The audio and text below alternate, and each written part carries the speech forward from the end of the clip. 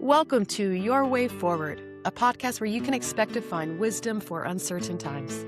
Our podcast is hosted by me, Nicole Artabassi, along with my friends, spiritual teachers, and intuitive soul guides, Jenny Fairbank and Stephen Ross. Tune in each week as we unpack some of the hardest things that we're navigating in the world, from shared societal challenges to deeply personal life experiences.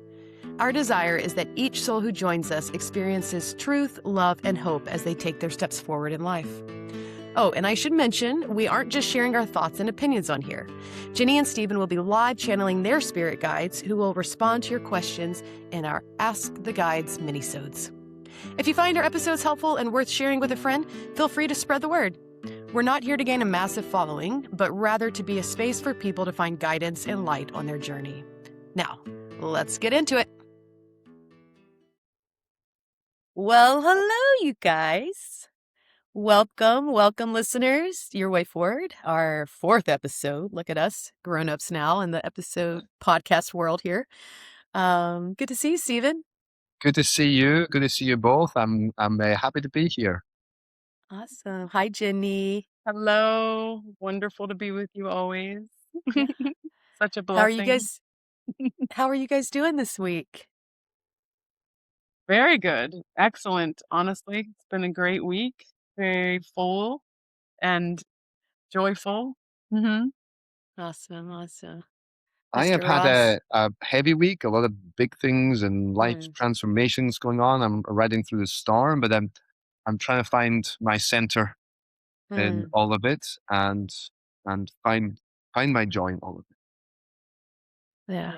It's important, right? Even in the midst of the storms, it's real. I'm becoming an expert of trying to find joy in the midst of hardship. Well, it's been good for me here. We've had sunshine that has been, I actually almost took the full day off work the other day. Was it yesterday or the day before? I was like, it was so nice. We've had so much rain up here in Haiku that I was like, if we have sun middle of the day, I will work all night long. Let me have the sun. So I laid by the pool and it was glorious. And went and nurtured the big tortoise out here on the land, which was really cute. That'll be a story for later, though.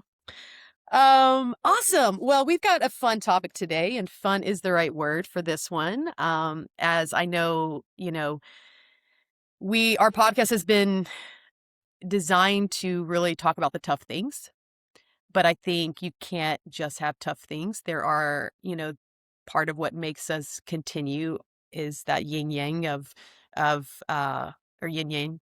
Did I say that word right? Yin yang. Yin yang. Okay. I don't know what I just said out loud. But there's the suffering, there's the joy, there's that balance. And so today, we're going to be talking about joy. And I'm really excited. So, I've got some meaty questions, but before we just dive into those, I guess we could just start. Let's just talk about what is joy. What is joy to you guys? And whoever wants to start, what is joy? Jenny, go for it. Oh, well, both of us could probably talk for the whole hour just on this and have a lot to share. I will say that joy naturally lives within us. It's a part of our true nature. It is, there are levels of kind of, we could say, joy or happiness. Happiness is to me, a lower level than joy.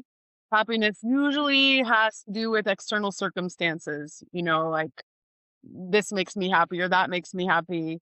But joy is a state of connection with your true self. So it's when we're in alignment, joy can naturally arise. And it isn't an external stimulus, it's an internal experience.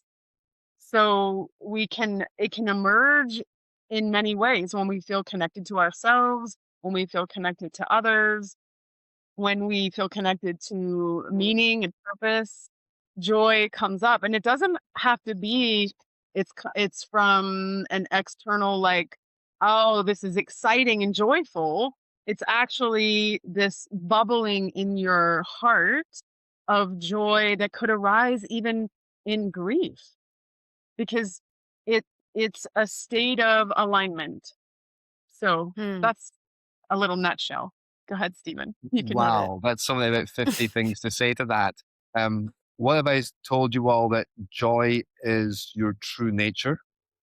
If there was a Hmm. return to factory sittings at the root of your whole being, it would be that. But at the same time, to Jenny's point, it's not what you think it is. Happiness is a reaction to circumstances and it lifts you for a moment, but it doesn't last. Joy is all pervading. And so it's kind of mysterious in a way. It's actually said in India to be the nature of God, the divine, as joy. Hmm. And so Wow. it's something profound and and it calls to you. This is really important. Joy is always knocking on the door. You just don't realize it. And that's a big rabbit hole right there to discuss. Well, you've answered all my questions. So no, We're done. I actually want to bring. I want to talk about something specifically around. Hmm. Jenny, you said something a moment ago. I was curious before we started today, and I jumped online as I do and did my own little research. I'm like, what is joy? I actually don't know. Because I think joy personally, and this is coming from someone people often say that I'm a joyful person, right? Like I just naturally have, I don't understand it. It's just my kind of my DNA. I'm bubbly and outgoing. And I do feel joy, I think, a lot. But I feel like joy is also a term when you hear it, like, oh, that person's joyful. It's almost like uh cute. You know, when people say like, Mhm. oh, that's cute. It's like joy is actually powerful, right? Mm, Like I think we don't give joy enough credit.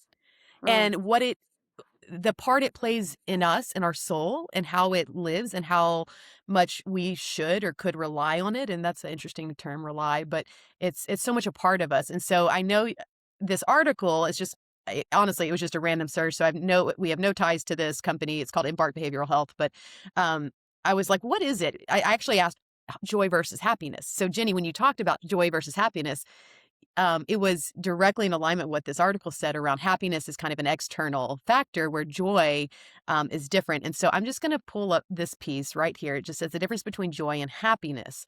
And I'm going to read this little bitty. It's just a couple of sentences. It says, as explained above, there's a difference between joy and happiness. Happiness is typically a more fleeting emotion, often sparked by a particular moment or event that brings a sense of excitement or exhilaration. Joy, on the other hand, is a more long-lasting state of being mhm, characterized by contentment and satisfaction with life overall. And when I read that, I was like, ooh, they're in different categories, right? So let's dig into that a little bit. Do you think joy is an emotion? Is it a No. feeling? No. Yes. It's It's a a higher feeling. feeling. It's a It's a higher. high feeling. Feelings and emotions are not the same thing. Ooh, Emotion is okay. coming Teach out me. of your center. Emotion, motion, energy in motion. Feeling is a deep, centered Mm, state of our being, a natural state of our being. Joy is one of the natural states of our being. And it's it's so much different because it's not external. Even if someone's saying, "Oh, you're so joyful and excited," mm, they're using that term in a way that isn't the true meaning of joy. Joy could arise as just a simple, quiet yes to life, like a yes to something. It's hmm, a softening. It's deeply centered within you. It isn't an external woohoo kind of thing. mhm. It's Interesting. very internal. And one of my favorite statements that keeps coming up as we're talking about this, that Paramahansa Yogananda says, right? It's one of his poems. From joy I came, from joy I live, in sacred joy I melt I'll again. take it. Yeah. I love Joy it. is a state of consciousness and awareness. Mhm. Hmm. So that's why it has a cosmic reality to it, same as peace and calmness. And so joy, the word I use to help people understand this is radiance. They radiate joy. So this Hmm. is the light, let there be light, the light of the soul, light of near-death experience. This is the light that's trying to shine through us. And so that's a radiant expression as Hmm. opposed to I just ate chocolate ice cream and I'm happy. That lasts about 3 seconds and maybe less these days as I get older, but it doesn't last, it wears off. Whereas this is a radiant state of being that you can tap into. Interesting. and try to access. But one of the things that's really hard here is for people, if you imagine that radiant state of being is what you truly want, so you want to be happy, capital H, I guess. Mm-hmm. But then to be happy, to be truly in the radiant joy, you might have to say no to someone. You might Hmm. have to release some old pain and hurt. And then the ego says, oh, that doesn't sound like joy to me. That sounds like a hard work and more pain and suffering.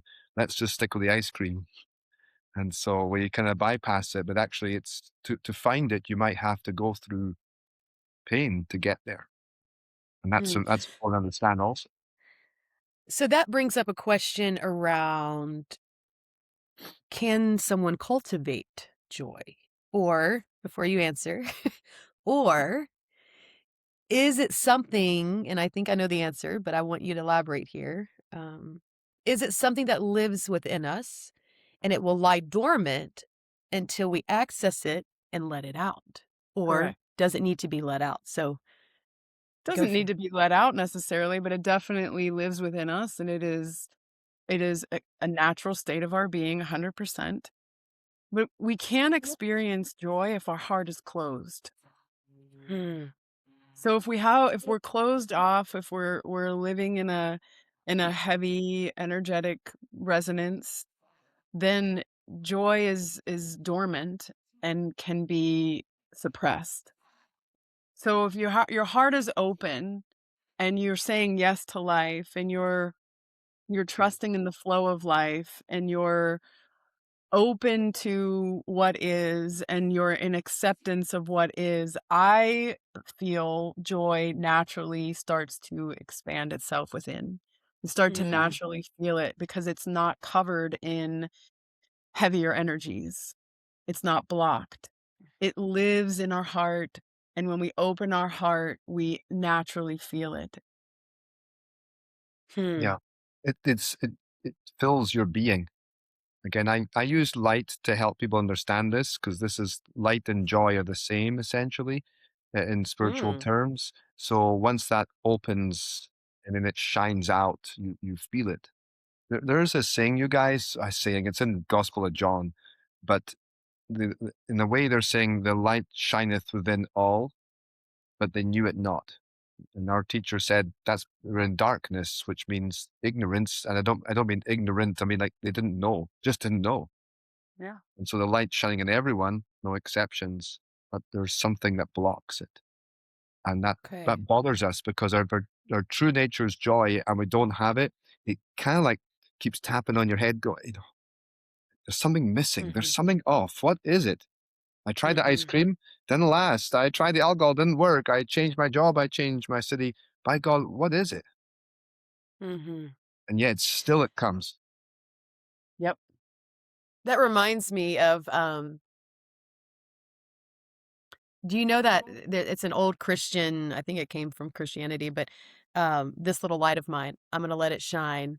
Don't let Yeah. Satan blow it out. Right? Do you remember that little rhyme or whatever? I never I heard Um, you know the don't let second Satan line. blow it out. well, I grew up charismatic. Satan was involved in everything, right? We Yeah, got to yeah. fight somebody. But it's like this little light of mine. I'm going to let it shine. Yep. Don't hide it under a bushel, right? Like, I Mhm. think that's so, I think of, to your point about light being Yeah. joy. It's like, yeah, we all have it. Like, don't hide it. Yeah, keep it dormant.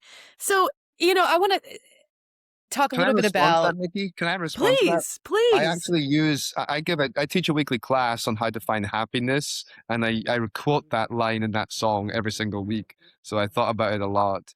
But if you ever noticed when somebody is in a truth for a moment, an epiphany, you hear something, it just lands in you and it feels right, their face lights up. Yes. You can see it. So when I observe Yes. someone and that happens to them and they have a truth and like, wow, they're really in it, I'm like, you know what? I would say trust that and go with it because it has a divine intelligence that will lead to something. Mm. And so it's a really good use of that. Like if your light shines and you're painting or dancing, do more. That would be my simple advice to people. That's good. Well, I Yeah. think that, I've mentored a lot of people and I talk about what brings you life, what brings you Li- there's like you're talking about Lights you what up. brings that light up. Yeah, then it's like pay attention to that, right? Yeah, I love that. So this is an interesting topic because um I know a lot of people are like, "Oh God, joy, here we go." Like the world is blowing up and people are hurting and dying and wars are happening and people aren't getting along in this country. Will this country be around soon? Right? There's a lot going on, or people are going through a lot of personal adversities. And it feels like, and I can identify a little bit with this growing up in a uh, pretty chaotic environment growing up in my family and joy and things of that nature, not the true sense of joy, but it felt like a luxury, right? So, oh, you have the luxury, uh, what am I trying to say here? It feels like a luxury and it feels not as important as all the things going on. And like, I Mm. don't have time to sit there and talk about joy, to experience what does it mean to cultivate joy? Let my joy shine, let my light shine, right? And I know this because I have friends and I talk to people and it's, and I've met people that are quote unquote hippies and it's like, oh, they're just floating in the clouds over there and, not even grounded. We've heard those terms. Talk a little bit about that. Like, where does this, why is this so important? So much Go to ahead, say on Stephen. that. It's like, where do you even Steven, start? Steven, go for it. I know you're ready. So I'm trying to give Jenny a moment to speak. So this is important because we must. I think it's really, really important to distinguish between, hey, just be happy, and a Mhm, radiant light of your being, which is two very different things. And so, even saying the word, people will confuse it. We've already tried to mhm, parse it out, but I would say even the question, if you weren't listening and you're driving in your car, you couldn't miss it. This is important because it's also, we talk about all the problems of our lives and society and the world. Joy is also tied into liberation and freedom. You see, we're hmm, angry mhm, because every person has a right to have liberty and freedom. I'm very much in the American ethos myself.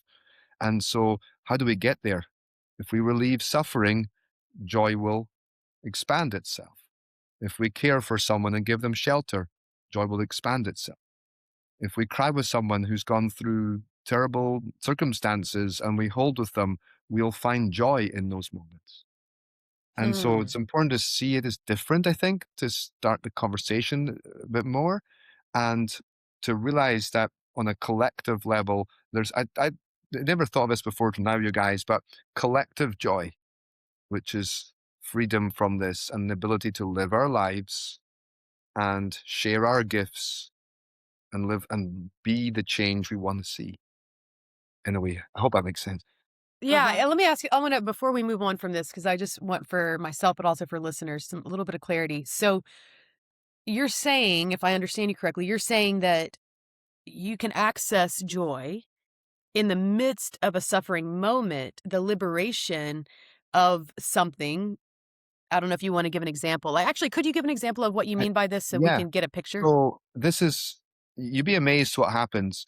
I do a lot of work with people going through really serious stuff.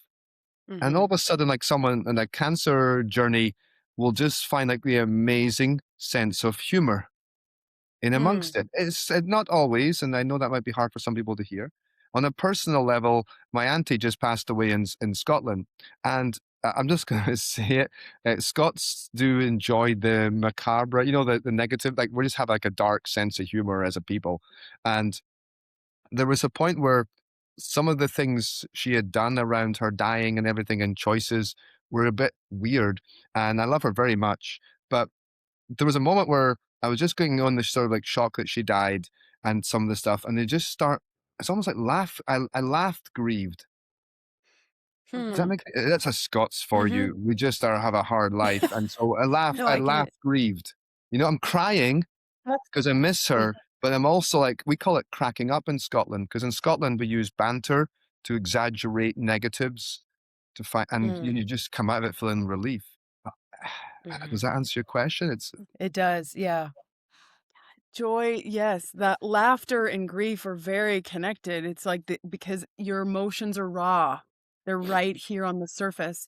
There's all this coming up when, with that example specifically, Stephen, you're sad your auntie died. At the same time, there's the grief and the laughter. It's a release. Crying Mm, and laughing are very similar in a way in terms of heightened emotion. And how many times I have been for sure in funeral homes where there's this grief, this heaviness, but then we'll start cracking up out of mhm, over something because it's just all raw. mhm, We're raw Hmm. and we're mhm, vulnerable, and there's nothing wrong with any of that. And mhm, so No, quite the opposite. in this time now, right, where we're going through so much turmoil in the world, and we're witnessing so much more than we ever have because of the technology at our fingertips. So we can dive into all of these things that are happening and see them in real time sometimes, videos and mhm, all this stuff that it brings up a rawness within us and a heaviness. And then at times we really do need to laugh. We really do need to mhm, release the energy, whether it's through crying or laughter. It's all release and Hmm. important to express. We need to mhm, express ourselves. Hmm. We are very emotional creatures. Yeah, and there's mhm, one more other. Thank you, Jenny, for saying that. It's very important to everybody listening. The other term I want to bring in here comes from mythologies because there's a long game part to this, and so the term is the quest. Okay, mhm, if you're in an abusive situation or whatever in your life or something like that, or maybe you just hide yourself or you've never claimed who you are, then it takes some serious heavy lifting to make choices that your friends and other people take for granted every day. And so it's unique to everyone's journey to break through these things. And this is called the battle of life. And so you're battling mhm. for your joy. But again, not happiness. I want to be clear. Right. And so, but when you finally do it and you finally speak up and you finally hold that, there's this thing that changes and people look different and they feel Mhm, different. And so that's very hard and needs great support, you know? mhm.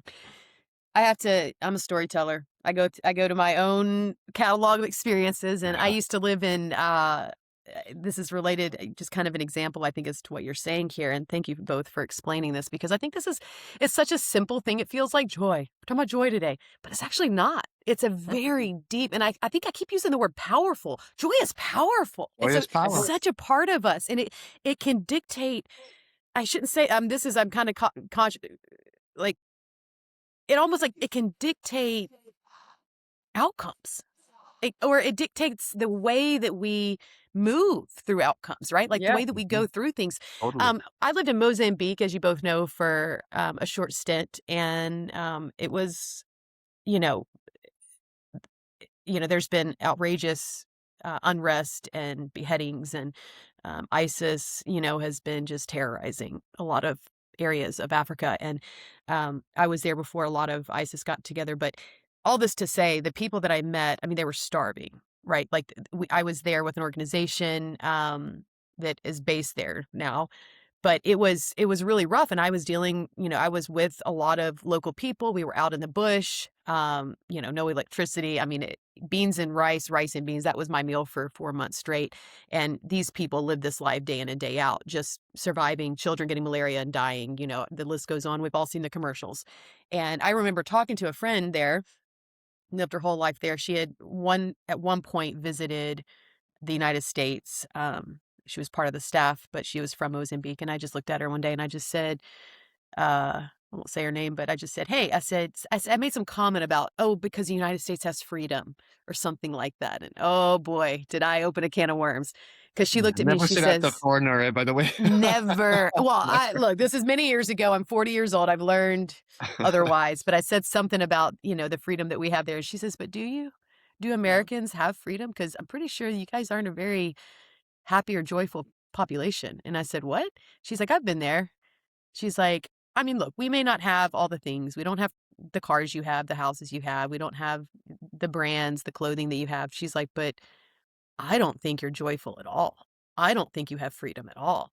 and it's never left me, and she's not wrong, and I've obviously traveled the world now, and I have a lot of opinions about this country that we're still living in, and, it just I think to your point, the joy that they have and I've experienced, I mean, the dancing and the cultural richness. I lived in Costa Rica, with Nicaraguan squatter villages, and the laughing, and I've craved it. I mean, Yeah. it's my population that is, like, the saddest, I think, that carries this heaviness, and we live this little cookie cutter life, and it was just so I think in my travels and living other places, like, I crave that. I mean, I'm in Hawaii. I know the way the local population parties and the way they sit around and laugh and eat, and, um, I just it's just an example of, obviously, it just it's such a deeper state, right? It's such a deeper state, and the external clearly You does bring not up a define great that internal point, state. which I see this is a lot. This is a Stephenism, you guys, that I'd say a lot. Human beings have a superpower doing something with other human beings. And one of the big things that problem in the West is what's sometimes called atomization of society, where you're in your Mm, atom bubble and you're separate and you monetize every service, everything you do. But it's the coming together in community that does spark joy. mhm, Again and again, all over the world, you see it, and you see the despair when you lose it, And mhm. so you hit onto something important. Yeah. It's really powerful. And I was thinking about the documentary about the blue zones, and these people Oh, in the world who live yes. in community and how they live. But it's all the population that lives more, at least 100 years Mhm, old. mhm, How are they living to 100? What are they doing? mhm, Well, they're in community, they're living in joy. They're living simple lives, most of them. They're eating healthy, they're gathering together, they have balance in their lives. I couldn't agree with you more that this country in the United States in which we live is not free by any means. People are tied golden handcuffs to their jobs, to their big houses, to their what we need, and thinking that happiness, which is a lower state of joy and right. external, is going to happen when we have everything just so. When we have the right car and the right house and all the things, and Mhm. then we'll be happy. And then when we retire, then we'll really be happy. Well, you know how many people retire and die the next day? I mean, Truly. there's no other connection they have besides their job. They don't have hobbies. They don't have things that bring them joy, that light them up. Mhm. We have to live in a state of we can choose to live in a state where we're only doing what brings us joy, what Yeah. lights us up, Yeah. what how can we be of service in the highest way? Mhm. And Mhm. when we come from that place and we're not tied to the finances of it, and I know we all need to live and we all need to buy our groceries right now and we all need to pay our mortgages. I get that. But to what end? And Mhm. there's a huge I feel like there's a revolution in the younger generations who are saying, I'm not doing that. Forget it. Yes. I'm a Yes. hippie. Totally is. I'll travel the world and Totally. I'm not going to let you tell me how to live my life, corporate America. Right. I Yeah. agree, and I support that for my kids. I'm saying that on the record to you guys. By the way, do you know that disappointment is a form of spiritual awakening? Ooh. So when you're 25, like, you know what? Go off, have fun, fulfill your desires, just go do it, have fun, party, come back, buy all the stuff, get all your good clothes, whatever you want. And then when you figure out when you're, 45 or 48, that won't make you happy, come back and see me.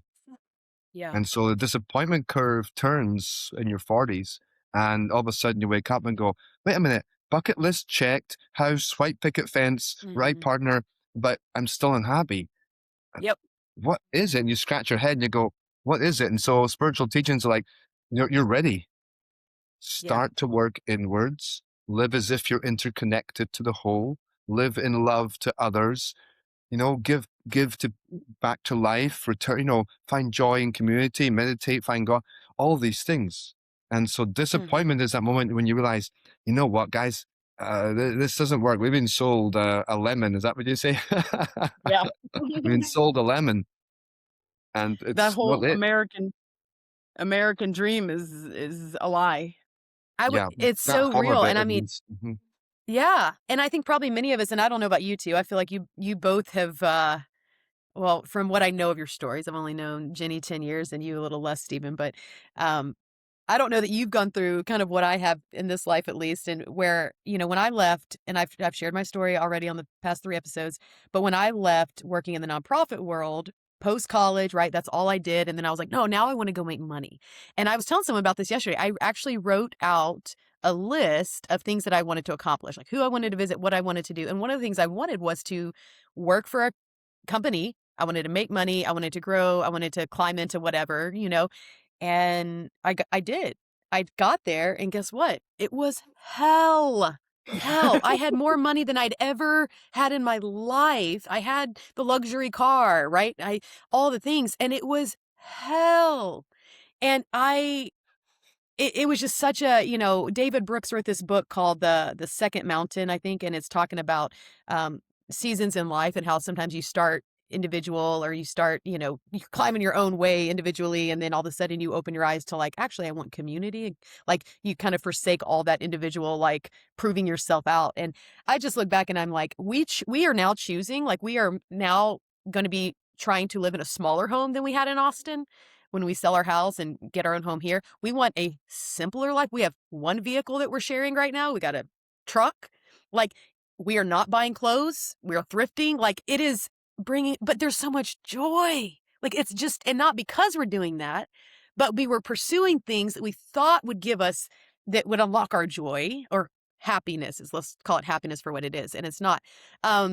So yeah, I'm a living, breathing testimony to that. Real quick, Jenny, you said a minute ago, and I just wanted for the listeners who haven't, because you and I have geeked out on this for a very long time, but the blue zones. I will not go on a rampage, but I could. The blue zones I've been studying for many years prior to this documentary coming out, but there was essentially a gentleman, I believe he was from Minnesota, and he studied, there is 5 zones in the world. One is in Italy, one is in Greece, one is in Costa Rica, one is in Okinawa, and then one is in Loma Linda, California. Yeah. And these 5 areas, there are more centennials, people living past 100, than anywhere on the planet. And they have less heart disease, they have less depression, mental illness, and they are physically more fit. They are physically healthier. And the joy factor within their community, there's all these reasons why, but basically they're healthier people living longer. And they all have a faith of some sort. They have community. They're physically active. Their nutrients that they eat are better. And it is mind blowing. And I think beyond all of it, I actually think the community and joy aspect probably is, I would say, in my opinion, one of the most profound, because I have an elderly mother, and, I don't know that she spends as much time in community, and I can see that that wears on her. And so, anyway, if you haven't checked out, it's called Live to 100: Secrets of the Blue Zones. You can look at it on Netflix, and it's by Dan Butner, I think is his name. So just letting people know. Check it out. Can I ever go back to your point, Nikki, about the corporate job being hell? Yes, Because it's one of my favorite topics. I know. Um, it's one of my favorite topics. But I, our Jenny and I's teachers said that there are many expressions people have in everyday language which speak to the energetic reality. There's something in the energy body, and we talk about it all the time. We just use it in these phrases. And so one of my favorites is a soul sucking job. Now, if you go soul sucking job, soul crushing job, start to think of that as a real phrase. Like, there's a reality behind that phrase in your chakras and your energy body.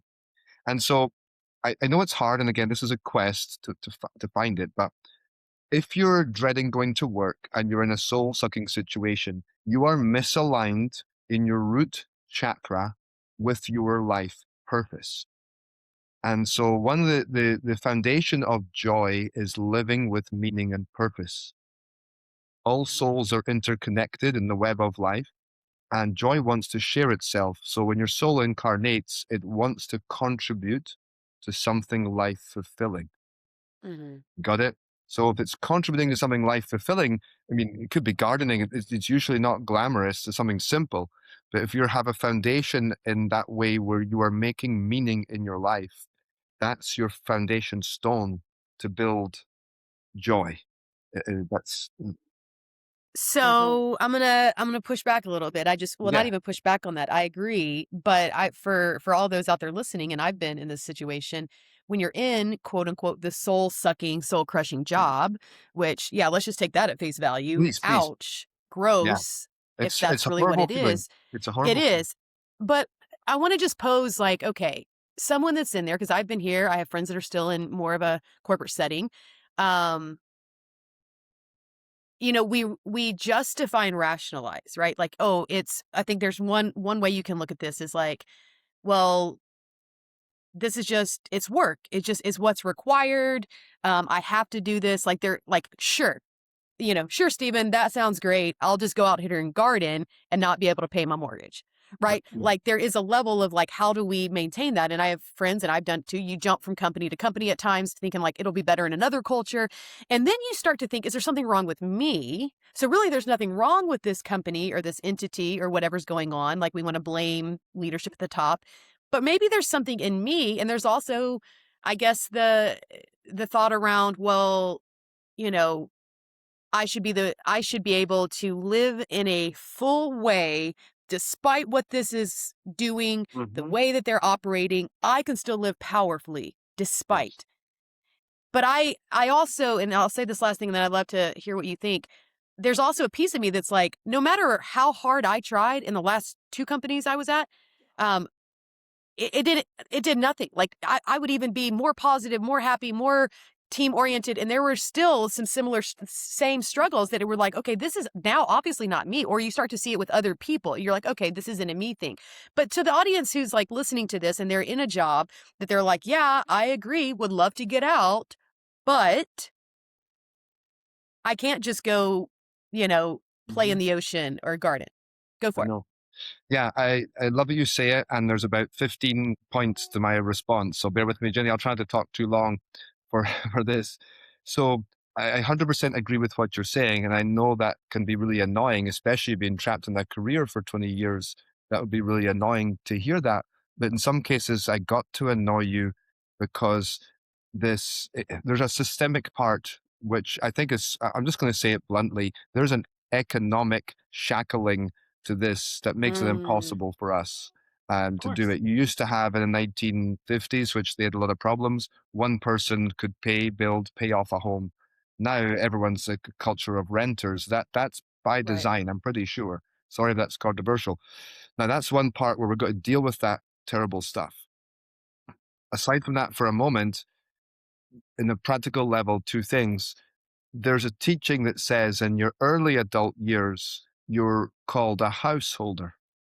And the Mm, traditions all over the world, especially in India, have said there's a real nobility in providing safety structure for a home. So you can find purpose in parenting, you can find purpose and ability for a mm-hmm, family unit. There's all kinds of cool stuff that you can do and find lots of purpose in that. So I want to make sure that's right. When you get to middle of life and that disappointment thing I talked about kicks in, that doesn't work anymore. Now, our country, I would say globally, is not aligned with the human experience. It's trying to mm, make you do this to your 65, then drop off a cliff. That's, again, the system that we have, which I think needs to come down, but that's just me. So that's one part of it, is the challenge of it. At some point, you're going to ache to do something that brings you mm-hmm, meaning. And so there's that side. And then there's some people who are rebels who are like, you know what? I'm going to find a compromise. Some people have bridges mm-hmm, where they spend 2 years, and other people will say, let me move to a company where I align with their vision. I believe in their product, where they'll listen to my ideas. mm-hmm. And then some people go into consulting, contracting, because it's just a better way to do it, because you get paid just to submit your idea and then you got freedom to go off and surf, I'm just joking with the surfing. Are you But talking to me right now? yeah, so I'm like, that's what we do. So this is what's really hard. And for it's hard to do, it's scary and risky, especially when you have a mortgage and kids. But I got to tell you, as a European, Americans have something different to what you typically see in Europe.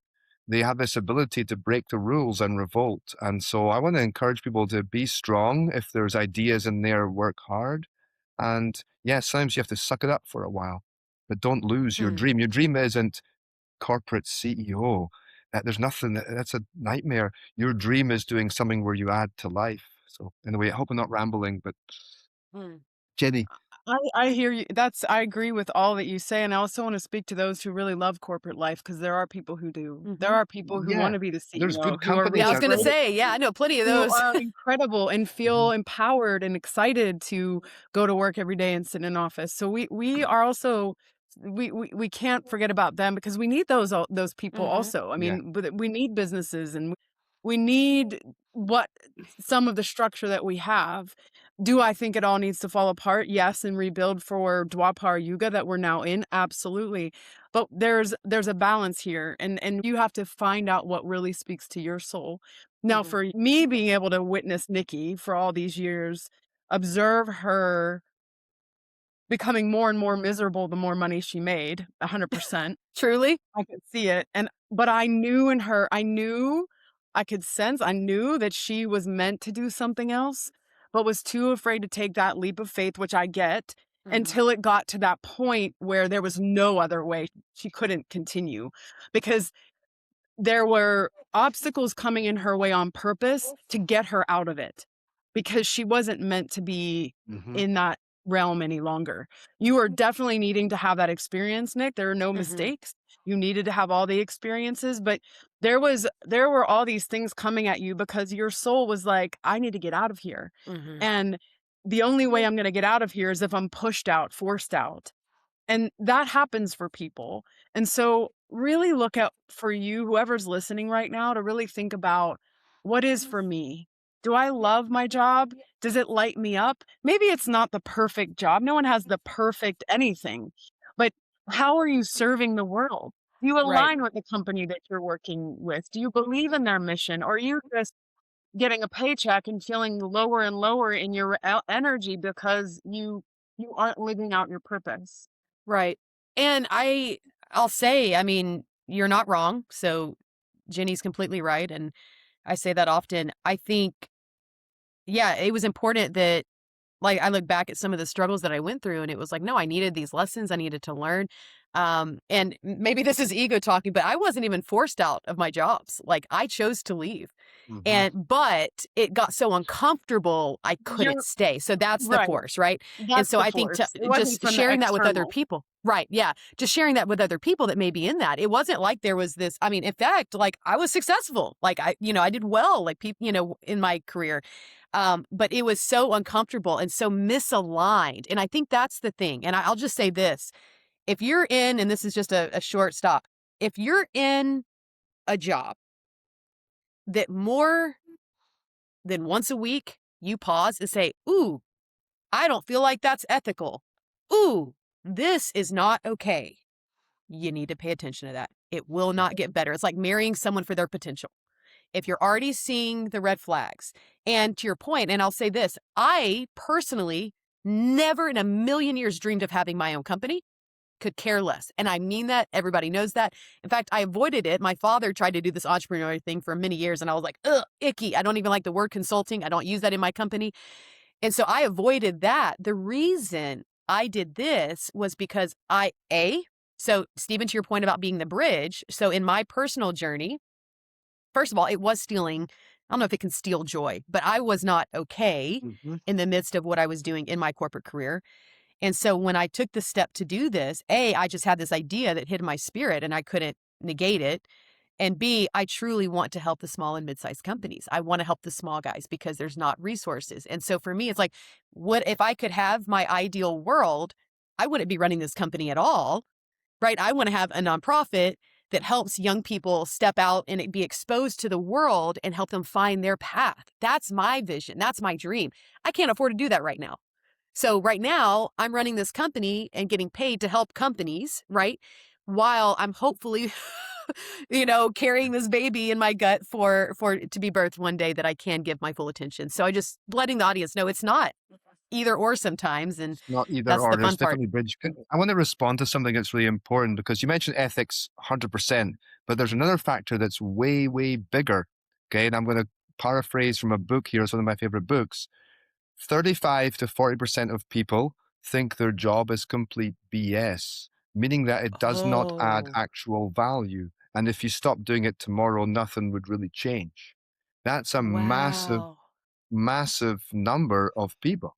Now, if you're in a job where it's really empty, apparently a bunch of people in banks think this, and this is not me, it's not an opinion, that's what they're saying, okay, just to be Right, clear right, to right. people, it's not my opinion.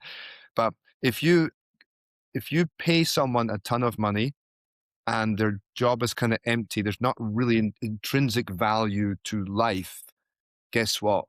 They're not only are they unhappy, they start to psychologically misbehave. Like they Hmm. act out, and it's regarded as spiritual violence. And that's like not having meaning.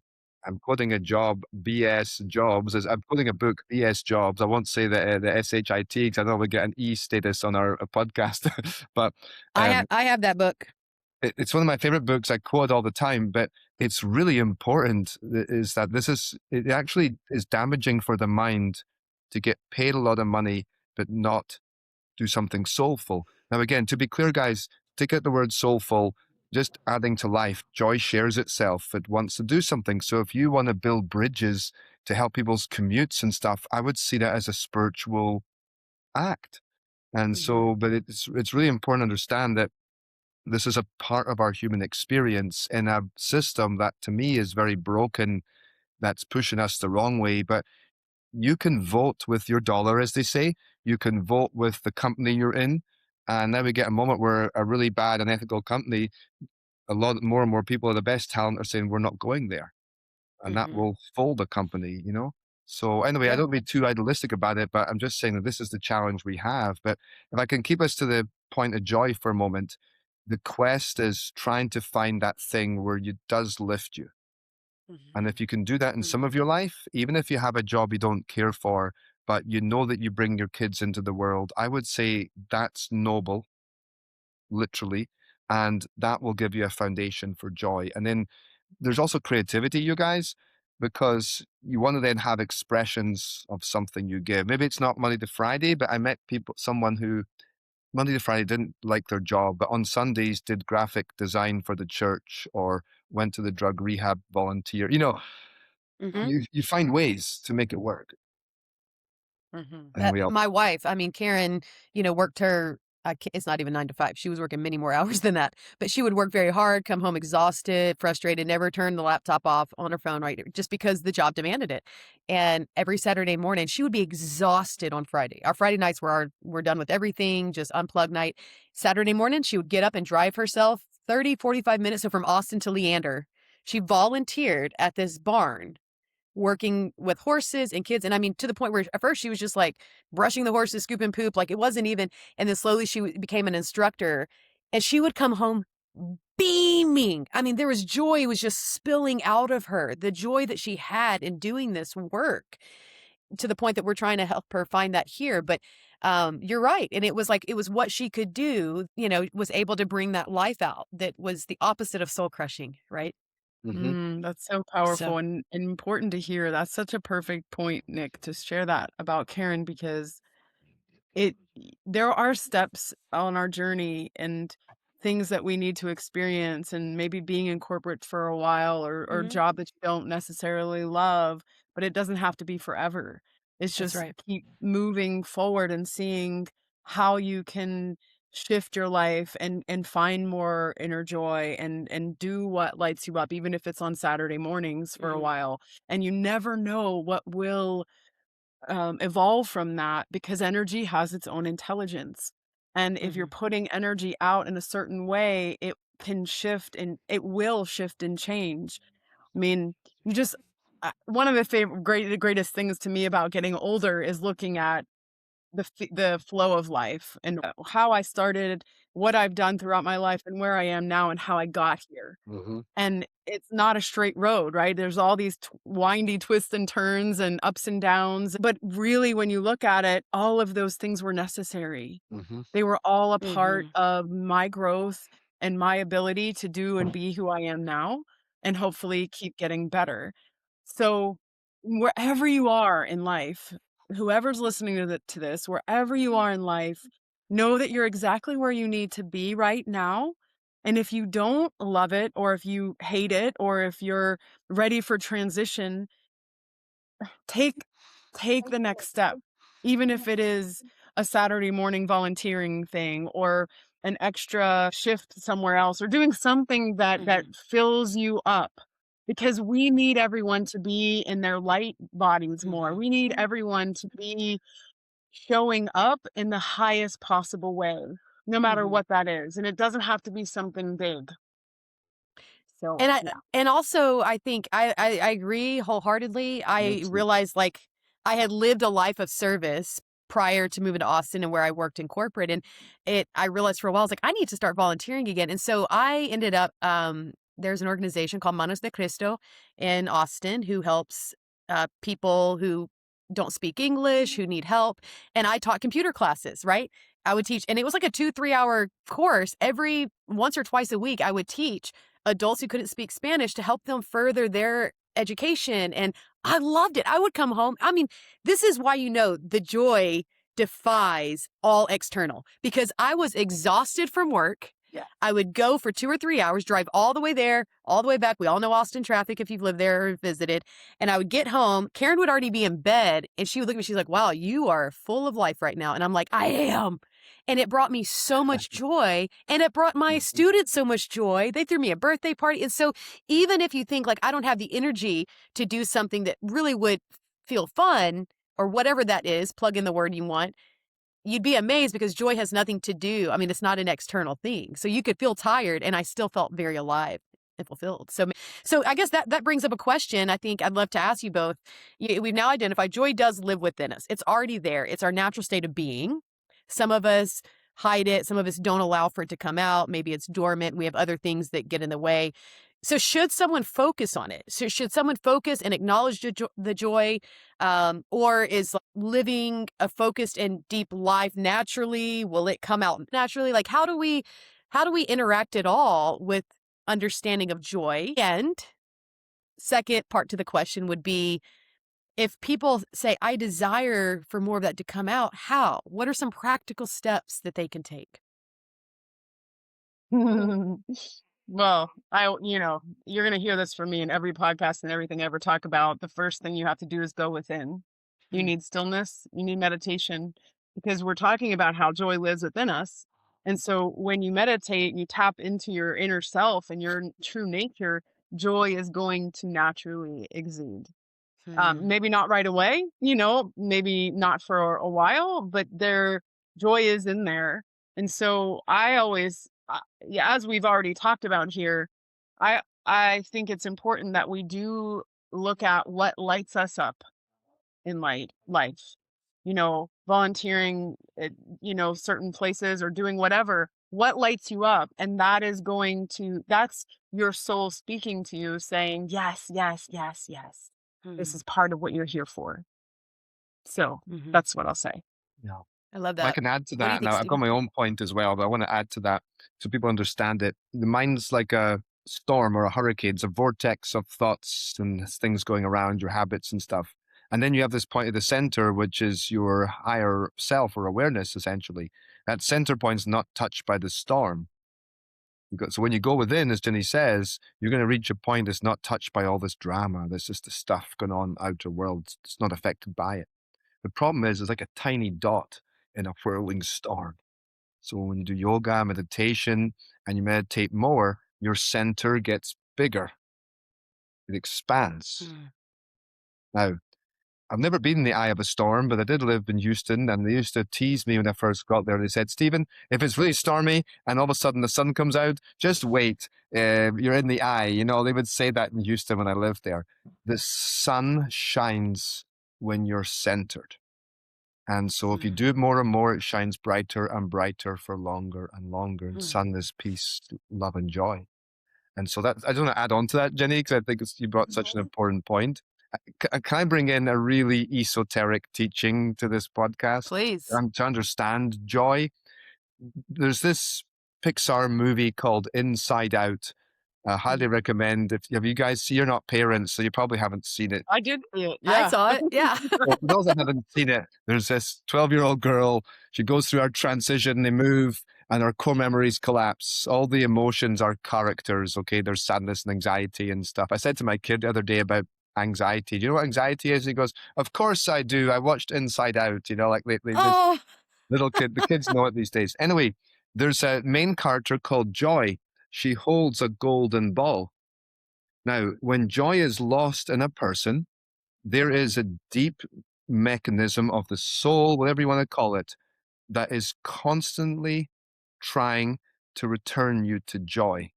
It's scrambling behind the scenes, trying to get you back. Now, take out the happiness thing for a moment and just think of it as like there's a mechanism that always wants to get back. So when you say, what did they do? If we're quiet, our heart will ask us in a way, intuitions will come and it will point us, and it might say, leave this relationship, or it might say, play more music, or whatever it says. And it's trusting the mechanism that it's trying to get you back. So our pursuit of happiness, the true American dream, is the ability to take that step. And that process of joy is trying to reset. And it's really the crown chakra, which is a golden ball, is your divine light. So I would say, if that big thing and you know it, or you're stuck or you're lost, that you're ready for a shift, and go seek help, resources. Seek us out if you want. Now, the one that we're teaching here that's really important, you take just one step towards joy, or you could say God. I believe it's the same thing essentially. Then the divine will take 1,000 towards you. So this is grace. So if you just try and do that one thing and finally speak up and say, no, that's not acceptable how you treat me, that's a step towards joy. You see? So your life right now, Jenny says, you're in the right place, meaning whatever you got going on right now is an invitation. What's your higher choice or your lower choice? Your higher choice is to say, no, that's not cool. Lower choice is, I'll just suck it up and take, or whatever's going on. Anyway, I hope it makes sense, you guys. I love that. No, of course you do. Always. Such a phenomenal teacher.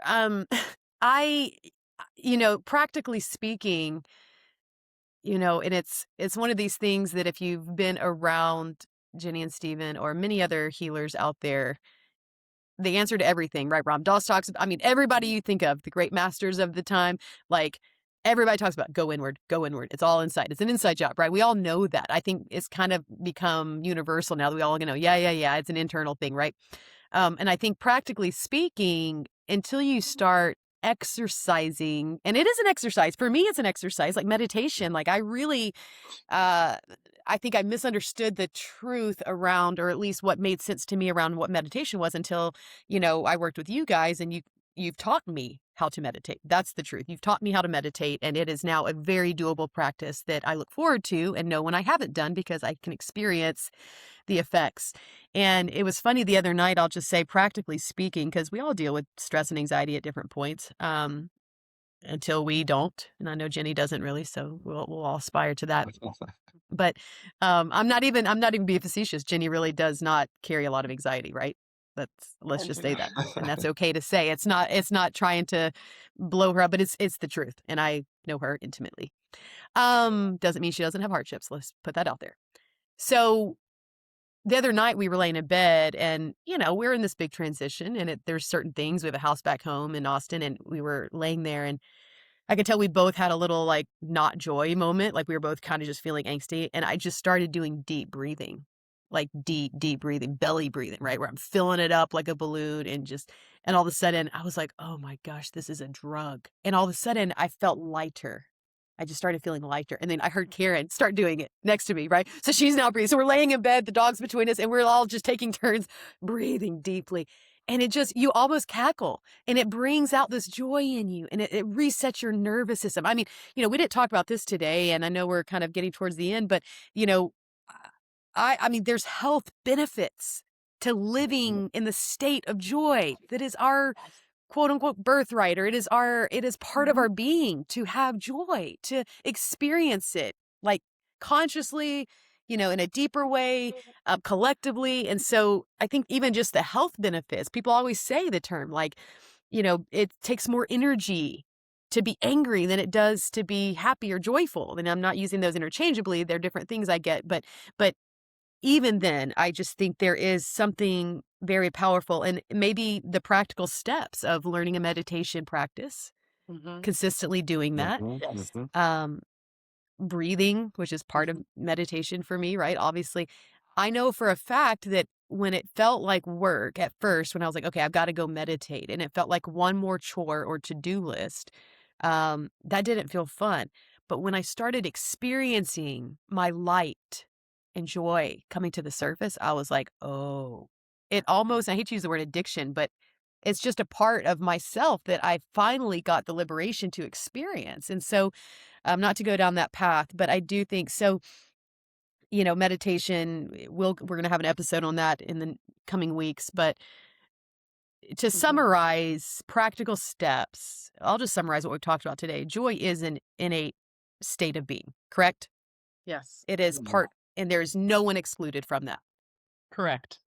Everyone has Every this. soul. Mm-hmm.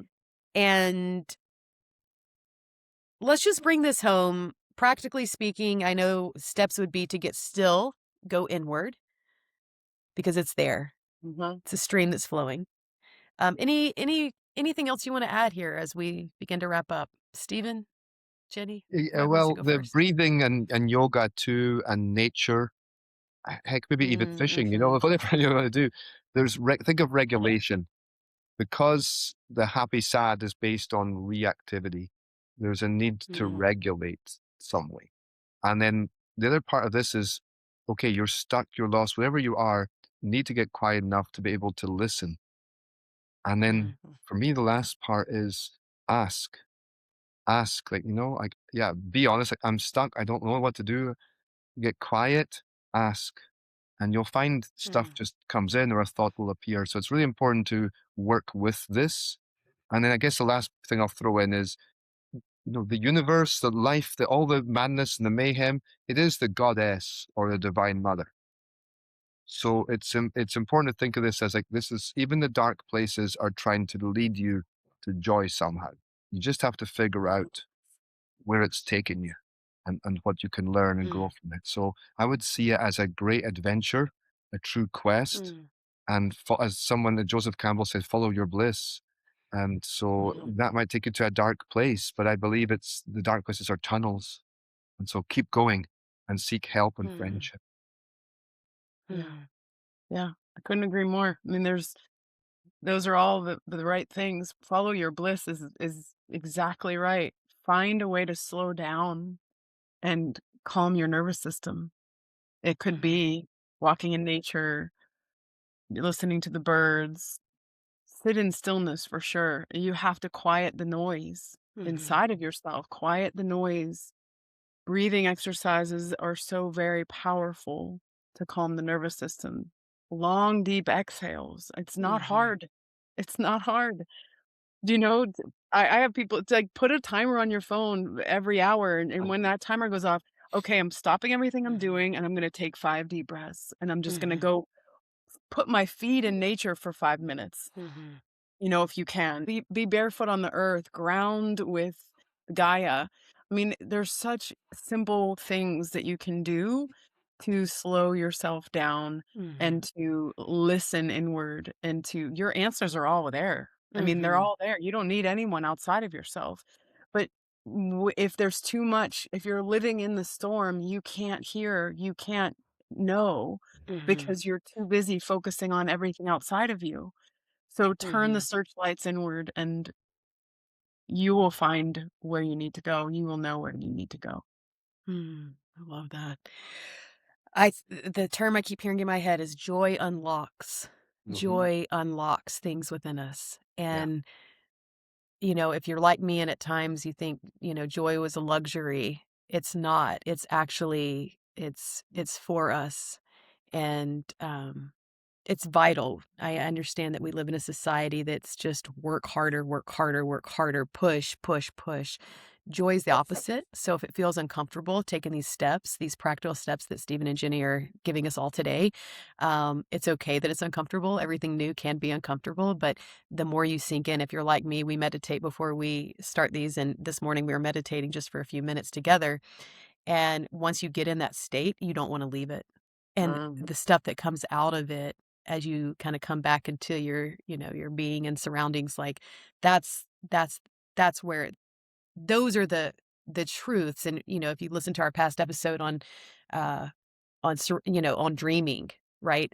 Like everything comes from that place. And so things will unlock, I think, as you take these steps. And it's, I give you permission. I think all three of us today, we give you permission, if you're listening to this episode, to have the joy within you come to the surface and experience the light. I hope this has been encouraging and insightful. I know for me it has. Thank you both, Stephen, Jenny. We're going to be having some more mini-sodes where you can provide your questions. Mm-hmm. So if you have a question you would love Jenny or Stephen to seek their guides on through medium and channeling, then feel free to submit those questions to connect at wisdompathways.life. We'd love to have your deep questions come up, or if you have questions about anything, obviously feel free to reach out. So we love you all and look forward to seeing you again. Take care. And hey, by the way, you do have a way forward. Thanks for joining us today. We hope you are leaving feeling more peace, clarity, and light as you navigate your journey forward. While there's no promotional purpose behind our podcast, we understand that things can arise that may be helpful to process or work through.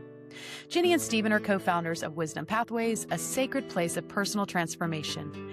They offer soul mediumship, somatic healing, and spiritual resources for all walks of life. If you feel lost or stuck, are in transition, or awakening to something more, visit wisdompathways.life, or you can email any one of us at connect@wisdompathways.life. Tune in again this time next week if you'd like, and as always, share with a friend who might benefit as well. Peace and love.